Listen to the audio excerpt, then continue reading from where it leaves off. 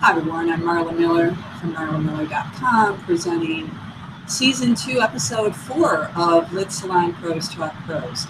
I am delighted today to have a multi-published author. She's actually published over a couple of genres, I believe. Her name is Cheri Sicard.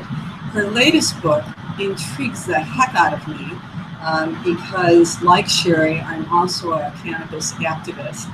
And I also believe that the literary potential for those of us who have been enjoying the herb for a long time, but keeping it to ourselves, is coming. The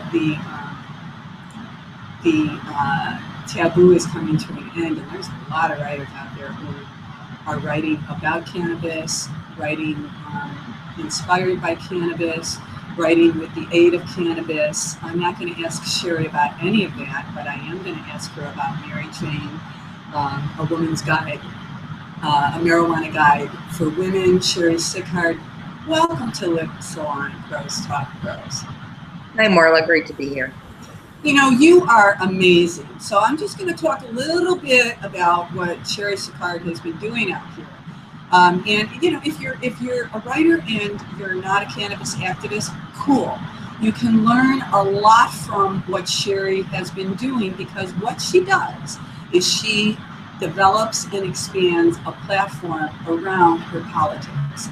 That is the voice of many writers. Not all writers are political activists. Not all writers are connected to the culture, but some of us are. And Cheri Sicard certainly is. Her website, cannabischeri.com, is extremely popular. She's all over the place on social media.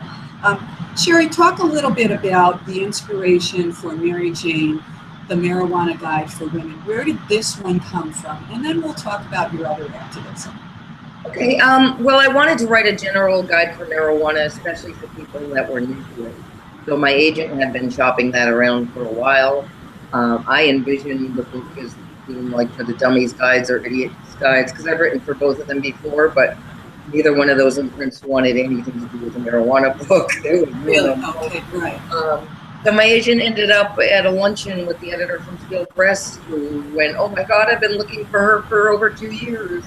And they wanted to do the book for women because they said all the books out there were quote unquote for dudes. So, interesting. Yeah, they wanted something that would speak to a woman's voice, that would focus more on women's issues, health issues, parenting issues, even the fun things like pop culture and women's contribution to it. So I have to credit my publisher with branding it to women. That was brilliant because the response has just been overwhelmingly positive. Talk to us a little bit about your publisher, because your publisher sounds like a brave press who's ahead of its time. Tell us the name of that publisher again. It's Steel Press. They're an imprint of Perseus Books, but they do books exclusively by women for women. So they were really tapped into the women's market. And that helped this book a lot, I think, because we got beyond the cannabis press into mainstream media, things like the Daily Beast and Huffington Post and Time Magazine. We're being carried in Urban Outfitters. So we've really taken this book and this message beyond just the cannabis press, or we always hear about preaching to the choir as cannabis activists. This book is reaching beyond that and really bringing it into the mainstream. And that's one of the publisher's goals, which I love them for, and why I thought this was a good publisher for me, is that they wanted to normalize marijuana use, like just as normal as a glass of wine, which is really how most people do use it. Absolutely. And were you surprised by that, Cheri, that your agent found a publisher who was this enlightened? Because I'm guessing that this book was published when was it published? It came out last April, and we were working. So that's really ahead of its time. Yeah, we were working on it for over a year before that. So yeah. And so for those writers out there who are passionate about something as you're passionate about, any tips on how did your agent find a press that was so amenable to publishing this book? Well, we were about ready to give up on it because she had been shopping around the general guide for a while and nobody wanted it, and it just was being rejected left and right. So I have to give Steel Press really a lot of credit for being forward thinkers. We really saw this trend because women in cannabis was a huge trend right about the time this book came out. So I have to give them a lot of credit. But my agent never gave up. We kept shopping it around, but we had been rejected on a general guide by a lot of people when she just happened to be at a luncheon with the acquisitions editor from Salon Press. So that's how it worked. So never give up on it, though. Back to your question, if you're passionate about something, that really should be what drives you, you know, and the old adage is do what you love and everything else will follow, and I believe that. I mean, you're truly a living example of that. Let me just share my own history with the cannabis movement. I've been in the closet for many years, unlike you. And actually, quite frankly, I've been following you for a long time before I ever really connected. And what I was amazed at is your voice. You're not afraid. And I believe that writers who have anything worthwhile saying have to be courageous. I just believe that. That's just what I believe. I know not all writers believe that, but you are truly one of those writers who is putting your voice with your literary acumen. Tell me about finding an agent, because I've heard stories about agents saying to query letters, "Are you kidding, cannabis? No way." How did you find an agent that was not only amenable, but seems to have embraced your line of writing? Well, she was my agent before this. So MaryJane was my 7th book, and the last 2 had been on cannabis. So we've been working together for close to 20 years now, I think. So if you don't mind, Cheri, talk a little bit about your long literary career. Have you been writing in nonfiction exclusively? Yes. I started, my first book was The Great American Handbook, which came out shortly after 9/11, which was just kind of a guide to whatever every American should know but doesn't. It was making me crazy seeing everybody with putting flag stickers on their car and thinking that made a difference. So that was my first book. I had the idea for the book. I wrote what I thought was a book proposal and sent it off to a bunch of agents, and most of them rejected it. But Cheri Sicard, who became my agent, just went, "You have a good idea here, but you don't know how to write a book proposal." So she recommended her book, which was The Complete Idiot's Guide to Getting Published. She's like, "Read this and redo it." I did. Really? Yeah, and she sold the book, and we've been together ever since. Now, that was a while ago, right? Yeah, that was a long time. Right after 9/11. Because what I want our listeners to appreciate is, those who tune into Lit Salon, is that we're in 21st century publishing. As opposed to 20th century. And so your background, if you go back with your agent, you know, a decade or so, then it was terrific that you were able to maintain a connection to this agent, because I don't know today how many writers would have queried an agent, the agent, you know, communicating back that it's a good idea, but you don't know how to write a book proposal. I think, would you agree, Cheri, that today you wouldn't get that kind of attention, even for a good idea? I don't know. That was my personal experience. Yeah. I liked the idea enough to think that she could sell it. So I think she did. I would hope that would motivate other agents who thought somebody had a good idea. I think she saw that I could, you know, I had the basics I could write. I just didn't know the form, right, to put it in a book proposal. So yeah. Once I learned that, we were off and running, and just as a curiosity, because you've been with the same agent, has she always required you to write a complete book proposal, or as you got familiar with her, right? Okay, so talk a little bit about that, because I want writers to know what the arc is. Okay, well, everything has been different. I mean, I've had ideas where I've written proposals and she sold the book for sure, but there's other projects like MaryJane that she just brought to me because she knew I was the right person for the job, and this publisher was looking for somebody who could write a book like that. So when you have a good agent, it works both ways. My second book, U.S. Citizenship for Dummies, got dropped in my lap because of my agent. She was shopping the Great American Handbook around. They were interested in it. The publisher had a sales meeting and decided they wanted a book on immigration instead of everything, and I ended up doing that too. So a good agent, in my opinion, can be invaluable. So fast forward a bit, because I want to focus in on your passion, your life's work, actually. At least that's how it appears to me. Well, actually, I do want to talk about that. I came late to Please do. Please. And I was in my late 30s before I started regularly using cannabis, and I wasn't always as brave. I thank you for the compliments of me being brave and fearless, but when I started, I didn't think I could be. I started researching cannabis. I remember being at Amsterdam University and watching Dale Sky Jones, who's an amazing activist, and she is so brave, and I could never be that person. I could never be that open about my cannabis use. And the more I learned about it, the more it pissed me off. And in 6 months, I went from that closeted smoker to an outspoken activist, just because the more you know, you just can't ignore the truth. And what year was that? The less I could shut up. What year was that when you decided, the hell with it, I'm coming out of the closet for good? Oh, I am so bad at years. I would have to go look it up. A while ago. I'm always in awe of those people. But that happened in 1990. Yeah. I can never remember years. But let's see, going by my age now. But it was a while ago. Almost 20 years ago when I started. That's great. Using it regularly, but I was in the closet for a while. When I came out of the closet was 2010, about 2010. Okay, terrific. Now, talk to me a little bit about MaryJane. What are women who purchase this book, what are we going to learn about marijuana? What should we know? What's the guide? Okay, the guide is an overall guide, and if you read this book, you're going to know way more about cannabis, probably than your doctor, which is a sad fact. Definitely more than most politicians, and you will know the facts and the science behind it, not the hype and the government-induced reefer madness that we've all been in our lives. So I tried to maintain a voice that was like your best girlfriend, kind of telling you the inside scoop about what really is going on here. Cool. And you're also a cook, because you cook with cannabis. I do. I also wrote the Cannabis Gourmet Cookbook, and cannabis cooking, and help patients decide what the best edibles are for them. I do consulting with edibles companies and product development. So if people were interested, if there were patients out there or people who want to explore medicinal cannabis, they can contact you and get some insight and get some guidance they can consult with you. Yes, absolutely. Most of the consulting I've been doing is in the industry, like with people who want to start an edibles company.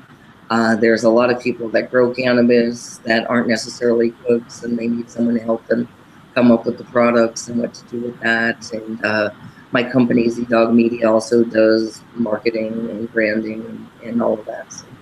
Tell us the name of your company, because I know you also have an imprint. We want to talk about that. We also want to talk about your advocacy with the fellas who are behind bars. But talk about, so the name of your Z-Dog Media, zdogmedia.com. Okay, zdogmedia.com. Yeah, that's and true.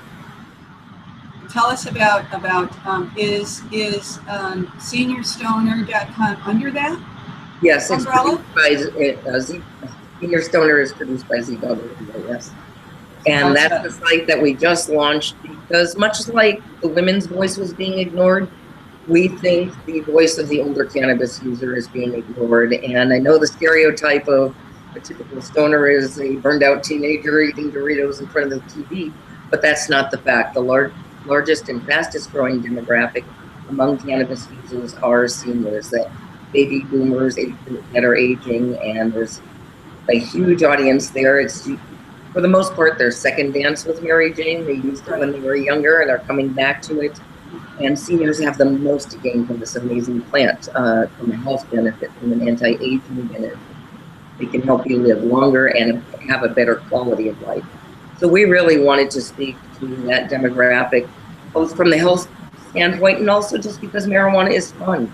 It can really foster social interactions that are lacking in a lot of seniors' lives and really bring that joy back to life. So we want to speak to all those aspects of cannabis to the older users who sometimes feel left out at like the Bikini Glad cannabis events and things like that. So, totally left out. And what I think is just a wee bit ironic is that it's the boomers who really brought, I mean, we revived marijuana and took it out of the boogeyman closet that it had been in from the 30s and the 40s. And then for some reason, we seem to have faded away from it. I never did, but an awful lot of our contemporaries did. And they are coming back to it. And I think many are coming back to it because of illness and because of the palliative qualities that it has. It makes you feel better. It lifts your mood.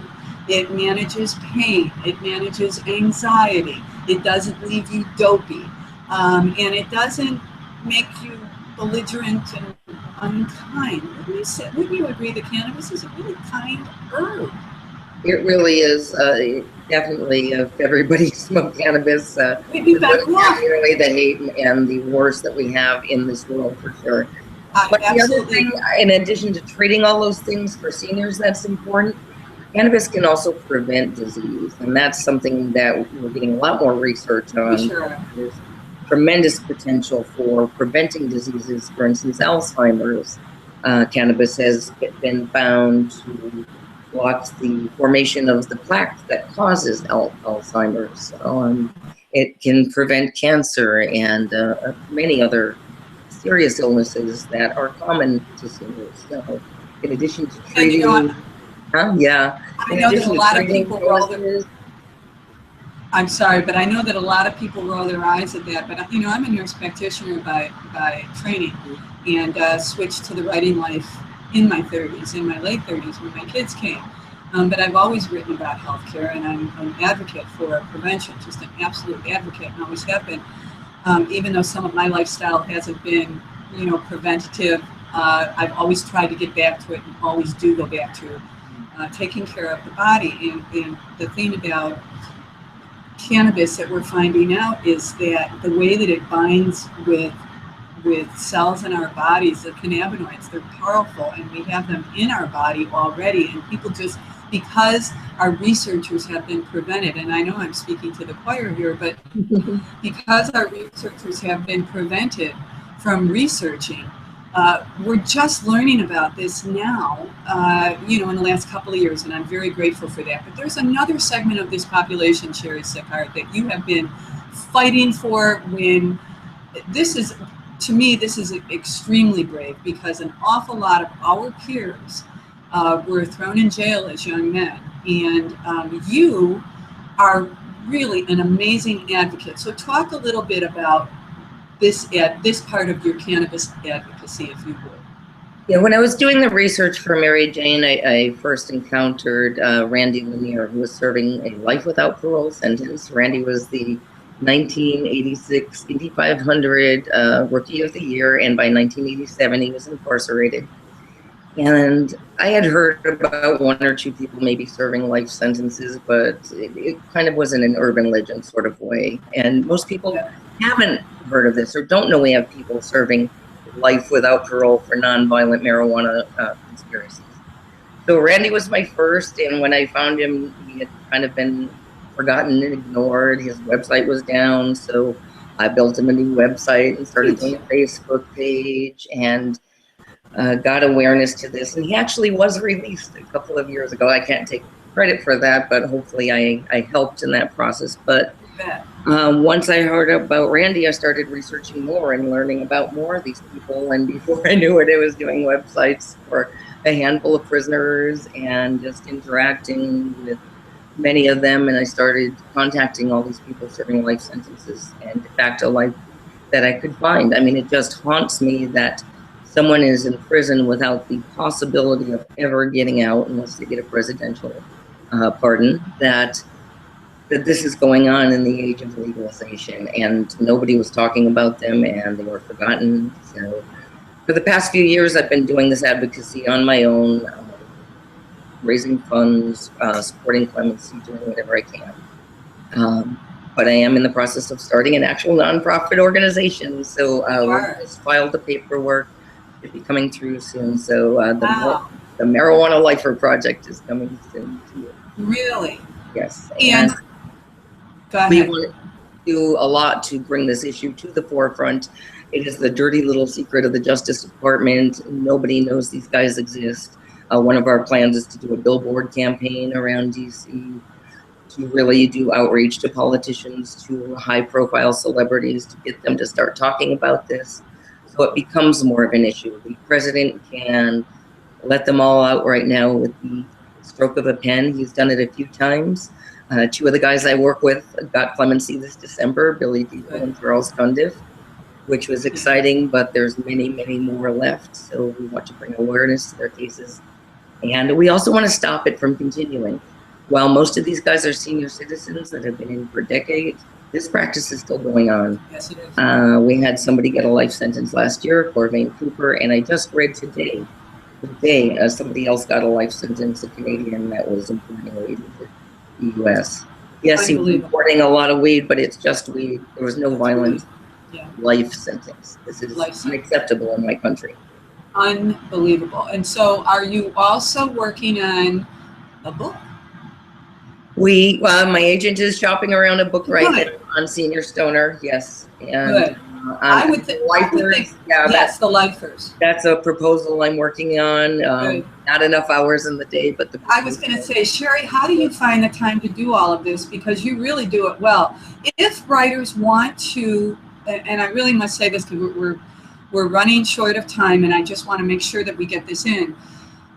Lit Salon was launched to really teach writers, mostly the new writers, all the indie writers that are just writing drafts and publishing them and not developing platforms or thinking that if they're on 2 social media sites, that's a platform.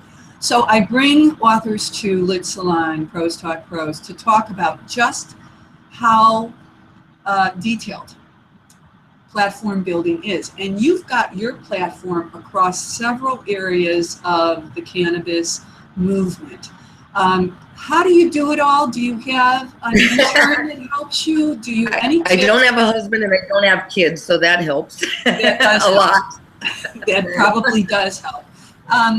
Any tips that you can give? Say someone is working on, their platform and they're getting a book ready for publication. Is there any 1 or 2 tips that you would tell them right away to consider?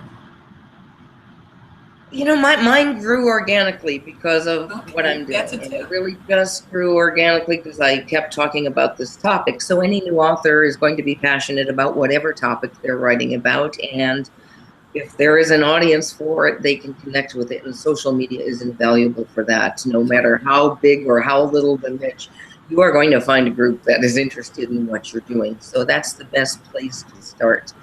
I also want to tell everybody that I am maybe the least likely person to say, here I am with 7 published books. Don't let anybody tell you you can't do it. You can read a lot of guides that make it sound like it's the impossible dream. It's not. If you have a good idea, you can sell it. I am definitely living proof of that. I never even graduated college. So there you go. Wonderful. I mean, that's really the reason, one of the reasons why I wanted to have you on is because of your passion, Cheri.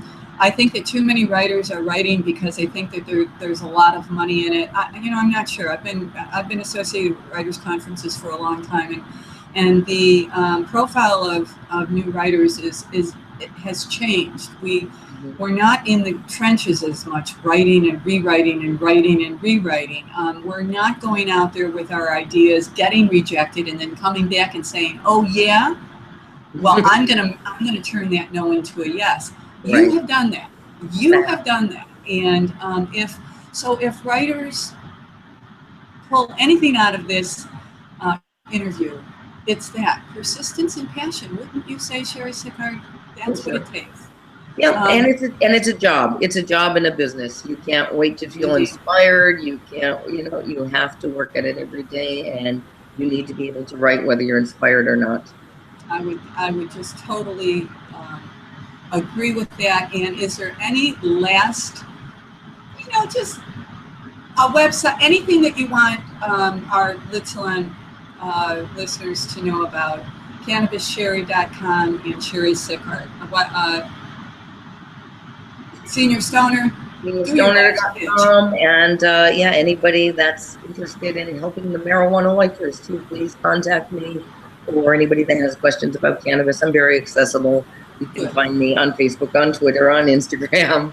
I'm very easy to find. So, yeah. And so, if there are any writers out there who are writing, and their writing is any way related, short stories, fiction, nonfiction, seniorstoner.com is interested in the manuscripts. Is that correct? We will be. We're seeking funding right now, so we don't have Okay. a budget at this moment, but I hope to have one before very long, and then we would be.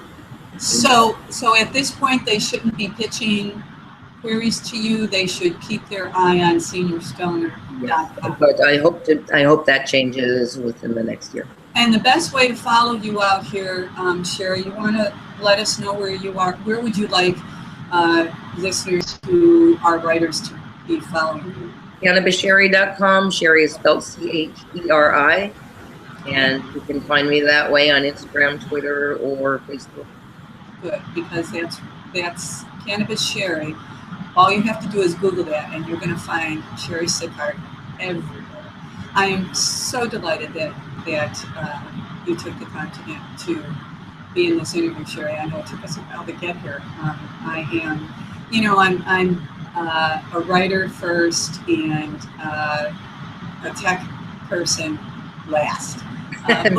But we got it working, didn't we? Hey, yes, we did. So I'm delighted. Cheri Sicard from CannabisCheri.com. Listeners, if you're interested at all in learning about marijuana, fact versus fiction, you want to buy MaryJane, the Marijuana Guide for Women. Again, thank you, Cheri Sicard, and to our listeners at Lit Salon and Prose Talk Prose.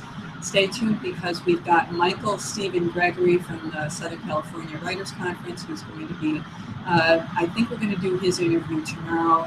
The Southern California Writers Conference is coming up soon. In fact, Cheri, I need to connect you with them. But until then, be well, listeners, and if you're a writer, keep writing, and most importantly, rewrite.